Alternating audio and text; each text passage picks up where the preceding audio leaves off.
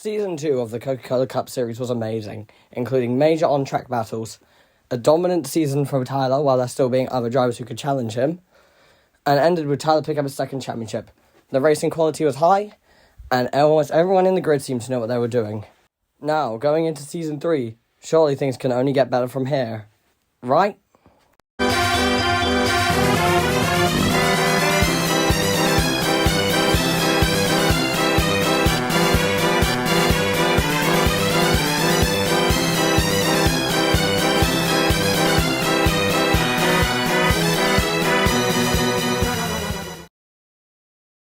Okay, jokes aside, the 22 race regular season has still been great, though definitely not the level of Season 2.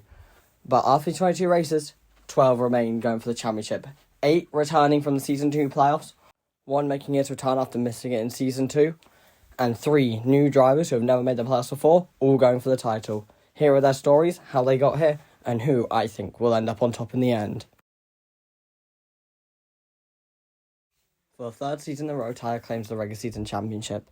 Though this time on the lead up to it, there was a lot more competition. He didn't win until about the 8th race of the season at Dover, and it took him until about the 12th race of the season at Richmond to even take the points lead.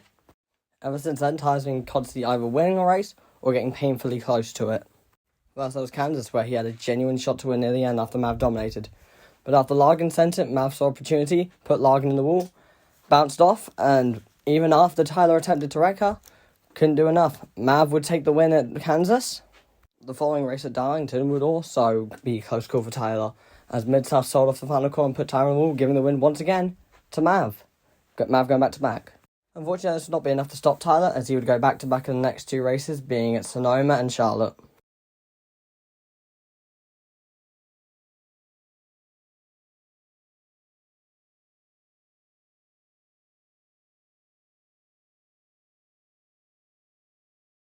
And with one more win in the regular season coming at Watkins Glen, Tyler would claim the regular season championship and enter the playoffs for the 3rd season in a row, top seeded with 5 wins. Tyler's stats are 21 starts, 19 top 10s, 15 top 5s, 10 podiums, 5 wins, 13 stage wins, 6 poles, and an average finish of 4.47 entering the playoffs. In Season 2, Mav's main goal was to hold back a bit more, be less aggressive and get to the end. And in Season 3, she said fuck that and decided to go all out to get as many wins as possible. And it's clearly worked. 6 wins out of the 22 races in the regular season have her maybe as the championship favourite heading into the playoffs. Mav's 6 wins came at Auto Club, Phoenix, Miami, Talladega, Kansas, and Darlington.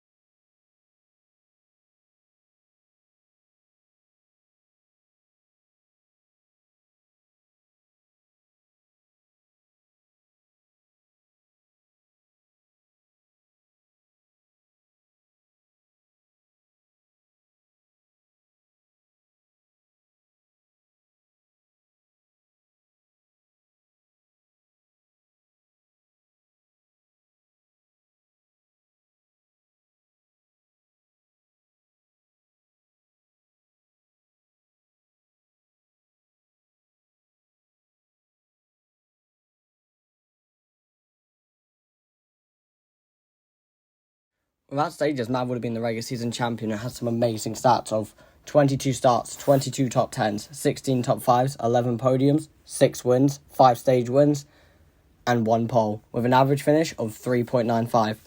Mav could be the championship favourite, but has a tendency to push it too far, and we're getting a lot of rivalries. This could end up being the thing that causes her downfall in the end. The Tyler Big 3 shot. It's impossible to deny his talent. Season 1 battled tooth and nail with Tyler throughout the entire season going for the championship. But Season 2, he was a bit off, honestly. Having only 2 wins, provided they both came back-to-back earlier this season. And to be fair, he was battling for the Final 4 spot. But there's nothing from this season anyone remembers for Shot, except for what happened at the end of the Dover race. Him and Mav were battling for the final spot in the Championship 4, and as Tyler and him feuded, one of the most legendary moments in league history happened. Take a look. Oh, I'm lagging. In the turn for the final goal. You're gonna use the wall back off. I'm DNFing. I'm DNFing. Using the wall. Not in the face. One to go. He's using the wall. That's bullshit. Nah.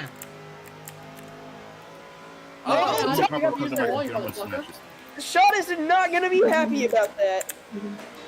Tyler, do what you got. Do what you got. In no for Mo. No. Go, Mav! Go, Mav! Shot will miss the final four in heartbreaking fashion, continuing his season-long feud with Tyler, and losing out to his other biggest rival Mav in the final race.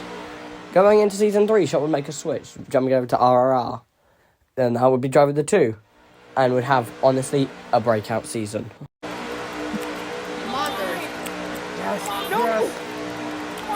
Let me get this. Let me get this. I'm P2. P2! P2! P6. P4. Congrats, Shot. Podium! Shot will start his season the best way you can, winning the Daytona 500. Shot would lead the points consistently for most of the season, and picked up another win at COTA, which was not recorded, so we only have this victory photo. Really, Shot was the dominant force of the season until Texas, where when he had a chance at the Stage 1 win, he was wrecked, and then in the final race, his top 10 streak came to an end, when he got wrecked on the last lap, finishing 13th.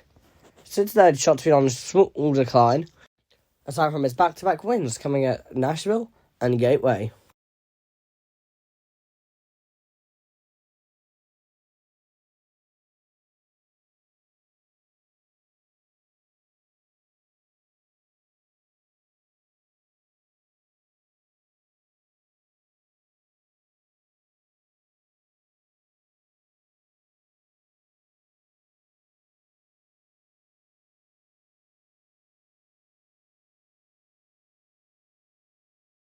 Despite having the worst stats of the big three being 21 starts, 17 top 10s, 13 top 5s, 10 podiums, 4 wins, 9 stage wins, and 0 poles, Shot is undoubtedly still one of the championship favourites, and honestly it wouldn't be surprising if he would be the one to take home the trophy at the end of the season.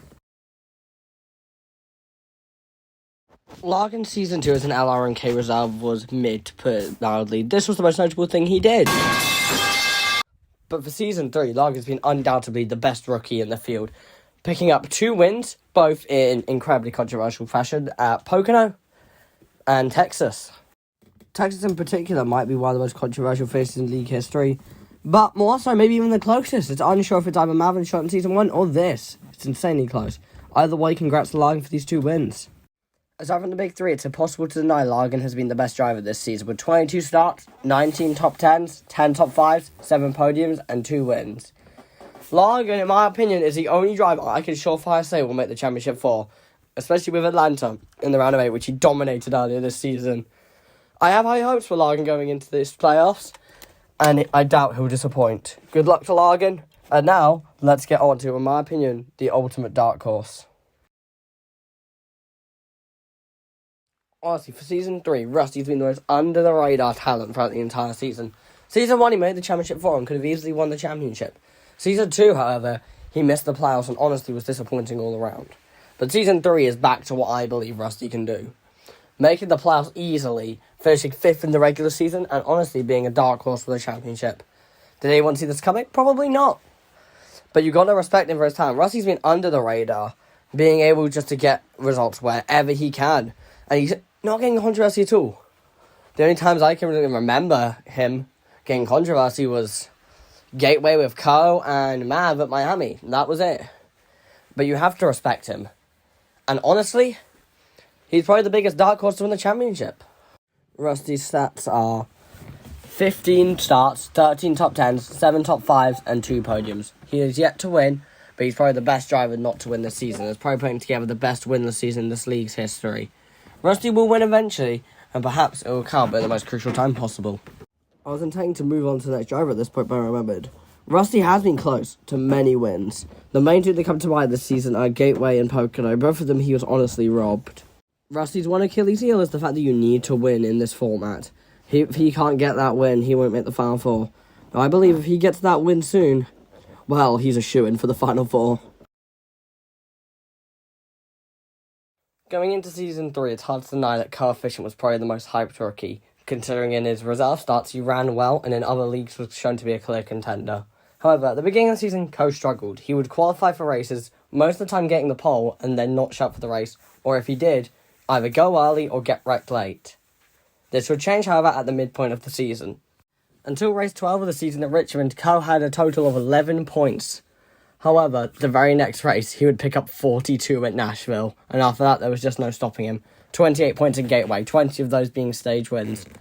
29 at Darlington, 45 at Sonoma, 60 at Loudon, and 42 at Pocono, along with a few lesser scoring points races in there too. What happened there? All I know is that Splendid had a talk with him, and that seemed to sort him out. Co would perform in almost every race. And if there's a short track or just a track with heavy braking, you can guarantee he'll be a contender to win. He dominated the Gateway race. He won at Loudon. And he missed Richmond, unfortunately. But going into playoffs, Richmond is the only short track there.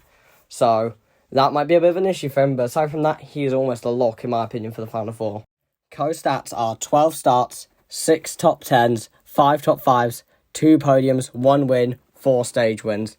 The only thing that can stop Co the amount of races he shows up to being quite low compared to other playoff drivers, and his lack of playoff points. He only has 9 overall, 5 of which coming from his dominant New Hampshire win, along with 2 stage wins in that race, making that 7 from that race, and 2 extra playoff points from Gateway. His main aces are the heavy braking short tracks. With a lack of those, though, could be the only thing that stops him. After an insanely up-and-down Season 2, which started off with 2 plate race wins, and ended with multiple fires, Kimi would join LRMK for Season 3, driving the team's flagship 48 car. And he would kick the season off by continuing a streak started by Tyler, with of the 48 winning at Las Vegas. Come on! Come on! Come on! Jimmy got it! Jimmy got it! P3! Since then, Kimi has been on a rollercoaster ride of the season, going up and down constantly, scoring 0 points at 8 races so far, while also picking up more than 30 points at Glen, Pocono, and Atlanta. However, Kimi's one Achilles heel for the rest of the season has been the fact that he just cannot nail down another win. He came so close 2 times in particular, Charlotte and Pocono. I'm gonna run out of fuel. Kind of cut down on me then. No, sorry. No! No! Oh! Hang on to that! Hang on to that! No! It's done. It's done. Charlotte definitely helped for Kimi to lose, but I can say definitely that Pocono would have hurt more. Damn it! We're coming to the line! Whoa, Kimmy, come on top. Go! I mean, force. No! Go! Yes! After dominating the race, Largan would make a questionable move to pass Kimi on the final lap, and he would end up 3rd. Both of these losses must have hurt, but Kimi still enters the playoffs with a win and a few stage wins to get more playoff points. He has a good shot at this. He just doesn't need to go out in the round of 8 for the 3rd time in a row. Kimi's stats are 15 starts, 10 top 10s, 5 top 5s, 4 podiums, 1 win, 1 pole, and an average finish of 8.15. I'm going to keep Cracky's section of this video brief. Throughout Season 3, Cracky has taken the spot from Rodimus as likely the league's most hated driver, doing all the things he did in Season 2, but much worse, including taking it off the track with certain drivers. I will not name anyone, but this has gotten Cracky suspended for the first 3 races of the playoffs, along with an ongoing feud with Matt. There is no upsides to Cracky's season except for the fact she even made the playoffs. Her only race in the round of 12 that she will run will be Talladega, and if I'm being honest, no one wants her to win that. Cracky's stats are 18 starts, 13 top 10s, 7 top 5s, 2 podiums, 0 wins, 1 stage win. For the 3rd season in a row, Shadow makes the playoffs, though for the first time it's winless. Season 1 he won and would have made it on points. Season 2 he had to win to make it. This season he just made it on points consistently. But Shadow has been the most unnotable driver of anyone in this playoffs. He's been under the radar. The only controversy he's had was with Tyler at Las Vegas and Phoenix. But Shadow's been under the radar, avoiding controversy. That could help him in the end. With stats of 17 starts, 10 top 10s, 4 top 5s, 4 podiums, and 1 stage win. Shadow lies below the cut line with only 1 playoff point. However, with the way he stays out of controversy and manages to make races, this could be an asset for him to make the round of 8 for the 3rd season in a row. Good luck to him. Also, a good time to mention Shai will be moving to part-time for season 4, so technically retiring. So I want to say thank you to Shai for 3 seasons racing here, and good luck in your part-time starts. Of the 12 playoff drivers, Matt is definitely the most shocking, and his amazing effort has been awarded with an LRMK Season 4 part-time drive. Wish him luck for that, but for now we need to focus on his Season 3. Cracky and Matt have had many altercations throughout the season, most notable of them being Nashville in my opinion, where Matt completely flipped Cracky. But in the end, I'd say Matt's come out on top. Entering the playoffs, he may have got the same amount of playoff points and overall worse stats, but he isn't suspended. He has a great shot, honestly, to make it if he can just get a good result at Kansas and Talladega. Man is yet to win, though, with 3rd place at Miami and with a 2nd place, in my opinion, should be 1st at Nashville. Matt has honestly shown how much of a future talent he can be in this league. Though we can only make the Sunday races for the playoffs, we wish him luck. Matt does have some issues, however, with 1 playoff point going into playoffs coming from a Talladega stage win, and the fact that a lot of competitors are annoyed at his lack of the S-key. However, Matt's talent is clear, mainly shown by the Nashville race, where he was 1 wall tap away from his first career win. Going to playoffs, he just needs to settle down and get the results in. His stats are 11 starts, 9 top 10s, 4 top 5s, 2 podiums, and 1 stage win. Matt has the least starts of anyone in the playoffs. There are now 2 drivers left, both of them returning from last season's playoffs. Look at the list, probably Rodimus and Greek, right? Both of them made the Final 4 last season. The fact neither of them have been mentioned yet is shocking. So I'm guessing we've got to get into Greek now, right? I guess not then. Well, Max has entered Season 3 in a new team, finally a team that's actually good and worthy of his talents, BMR, driving the 43. In Season 2, Max barely made the playoffs by only 2 points. In Season 3, he got in relatively safely. Well, at least he was entering the final race of the regular season. He was about 25, around that, up on the cut line. Exiting the final race, he was only 6 points safe, but he still advanced. Max is into the playoffs for the 2nd season in a row, and this season has honestly been much better than last. Max picked up his 2nd career podium, which was at Richmond, and despite only picking up 2 top 5s, he has 15 top 10s, which is the 5th most of anyone this season. But no matter how hard Max tries, he cannot get a win. At Miami, Max ran great. But coming to the white flag, Tyler pulled a very questionable merge, which Max will be the main victim of, being the only one ended up wrecking by and getting one of his only races this season where he finished outside of the top 10. If there was one race where Max sold a chance to win, it was Daytona. Being pushed by Tyler, he had a great chance to win until Rusty locked doors with him, causing Max to get up the track, and Max, getting desperate for his first career win, makes a late block on Tyler and wrecks himself out of the chance to win. Max will win eventually, and the best time to win will be at the playoffs. Max enters the playoffs with a steep hill to climb, having 0 playoff points. But if anyone can do it, I honestly believe it's Max. He can stay out of controversy, get consistent results, and just make it to the end. Only 1 spot remains. One of the final 4 from last season will miss, Rodimus or Greek. Let's see who it is. The last person in the playoffs is Greek. I doubt he's going to go far, considering the fact he can only do 2 of the 4 races in the round. And the fact he has 0 playoff points, but you have to admire the fact that he still made it through everything. After leaving the league twice during this stretch, still makes it. His stats are 15 starts, 10 top 10s, 4 top 5s, and 2 podiums. Greek's downgrade from season 2 to 3 has honestly been kind of sad to watch, but he's still in the playoffs, and honestly, I see the season as a success if he makes the round of 8. The fact that he knocked out Rodimus also makes it all the better. But now, there are 12 drivers left. Let's find out where I believe they'll all get eliminated and who I believe will be the final champion at the end of the Season 3 playoffs. The playoffs open up in Vegas, which I believe Malv will open the playoffs with a win. The following race at Kansas, driver that's way overdue a Kansas win, Kimmy, will claim the win. At Charlotte, to the surprise of almost no one, Tyler's going to pick up the win. And at Talladega, I think it's finally time. Max will get his first career win. The 4 spots and points will easily be filled by Shot and Rusty, along with Larkin and Coefficient. Well, we just had 1 overdue win to end the round 12. How about we have another one to begin the round of 8? Rusty will win at Richmond and be the first to lock himself into the Final 4. Through all the chaos, Mav will pick up a Texas win. At Atlanta, redemption for earlier in the season will come for Larkin. And finally at Dover, I believe either already locked in or an eliminated driver will win, and Shot and Tyler will once again battle near the end of Dover. However, neither of them will make it. Coefficient will be the last driver into the Final 4.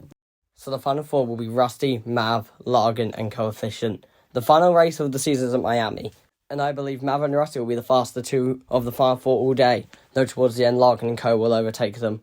The race will end in a 5-lap dash to the finish, with Rusty just falling back late, Co pushing it too hard and wrecking himself, and Larkin being moved in the last lap bump and run. Call it egotistical, but I believe this is my time. I believe Mav will be your Season 3 champion. I can't wait to get knocked down the round of 12 now. Thank you everyone for watching, and hopefully I beat you in the championship. Goodbye now.